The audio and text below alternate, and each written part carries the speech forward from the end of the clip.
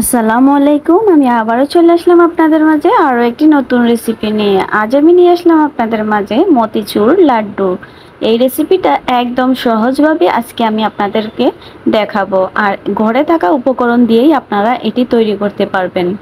আর এই লাড্ডুর টেস্টটা কিন্তু দোকানের চেয়েও কম না, তার চেয়েও দ্বিগুণ টেস্ট লাগে এই লাড্ডুর। তাহলে চলেন চলে যাই মূল রেসিপিতে।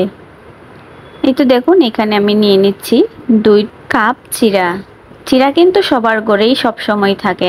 আজকে এই চিড়া দিয়েই আপনাদের এই নামি দামি লাড্ডুটি দেখাবো। এই তো 2 কাপ নিয়ে নিয়েছি। এখন চলেন চলে যাই চুলায়।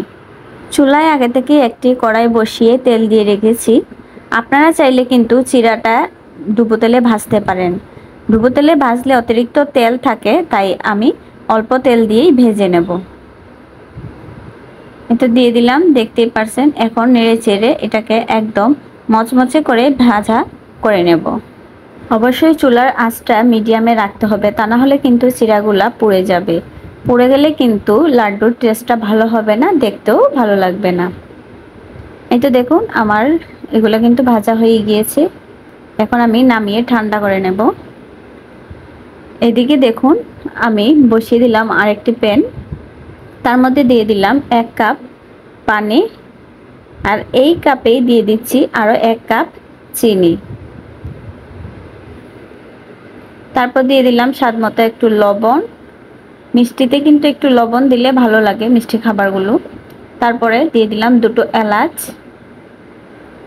এখন ভালো করে নেড়ে চেড়ে চিনিটাকে গলিয়ে নেব, একটা শিরা তৈরি করে নেব। চিনিটা যখন গলে আসবে, তারপর আমি এখানে অ্যাড করে দেব একটু জর্দা কালার। অল্প একটু জর্দা কালার আমি এখানে অ্যাড করে দিচ্ছি, দেখতেই পারতেছেন। বেশি দেওয়া যাবে না, অতিরিক্ত দিলে গন্ধ করবে। এই তো দেখুন, আমি পরিমাণে কিন্তু অল্পই দিয়েছি, এতেই কিন্তু অনেক কালার এসেছে। এটা কিন্তু যখন আমরা মিষ্টিগুলো বানাবো তখন কিন্তু একটা পারফেক্ট কালার চলে আসবে। এই তো দেখুন, আমার শিরাটা কিন্তু তৈরি হয়ে গিয়েছে। এই পর্যায়ে আমি এখানে আগে থেকে সেই চিড়াগুলা ব্লেন্ডার করে নিয়েছি, দেখতেই পারছেন, গুঁড়া করে। এখন আমি এখানে অ্যাড করে দেব, অনবরত নেড়ে নেব। ঢালার সাথে সাথেই কিন্তু বন্ধুরা অনবরত নাড়তে হবে। এটা দেখুন, অনবরত নেড়ে চেড়ে কিন্তু এটাকে বানিয়ে নেব। কালারটা মাশাআল্লাহ দেখুন কত সুন্দর এসেছে। তারপর দেখুন, এখানে আমি অ্যাড করে দেব কিছু বাদাম কুচি। এগুলো অপশনাল, আপনারা নাও দিতে পারেন। আর যদি আপনাদের হাতের কাছে থাকে দিবেন, তাহলে কিন্তু খেতে ভালো লাগে। দেখুন, আমি একটি চামচের সাহায্যে একটা ডোর মতো তৈরি করে নিচ্ছি। এভাবে করেই একটা সুন্দর একটা ডো তৈরি করে নিতে হবে। এই তো এখন আমি নামিয়ে নেব।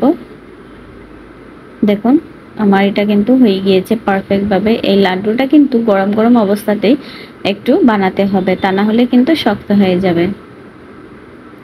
তো দেখুন, আমি হাতে একটু তেল মেখে নিয়েছি, নিয়ে কিছুটা নিয়ে হাতের মধ্যে দেখুন চেপে চেপে বলের মতো তৈরি করে নিচ্ছি। এভাবে করেই কিন্তু মতিচুর লাড্ডুগুলো বানানো হয়। এই তো দেখুন, আমার কিন্তু সবগুলা এভাবে করেই বানিয়ে নেব। এই তো দেখুন, মাশাআল্লাহ আমার লাড্ডুগুলা কি সুন্দর দেখাচ্ছে আর কতটাই লোভনীয় লাগছে। আজকের এই রেসিপিটা যদি বন্ধুরা আপনাদের কাছে ভালো লাগে, অবশ্যই আমার ভিডিওটিতে একটি লাইক দিয়ে চ্যানেলটি সাবস্ক্রাইব করে পাশে থাকা ছোট্ট বেল আইকনটি ক্লিক করে অল নোটিফিকেশন করে রাখবেন, যাতে ভিডিও ছাড়ার সাথে সাথে আপনাদের কাছে পৌঁছে যায়। আর অবশ্যই এই রেসিপিটা আপনারা ট্রাই করবেন, আর কেমন লাগে অবশ্যই কমেন্ট বক্সে এসে কমেন্ট করে যাবেন। দেখুন, আমি কিন্তু একটা খেয়ে দেখাচ্ছি, কতটা সফট হয়েছে আপনারা দেখতেই পাচ্ছেন, আর অনেকটাই কিন্তু ভালো হয়েছে। দোকানের চাইতেও কিন্তু অনেক ভালো হয়েছে। তাহলে আজকের মতো এখানে বিদায় নিচ্ছি। সবাই সুস্থ থাকবেন, ভালো থাকবেন। আল্লাহ হাফেজ।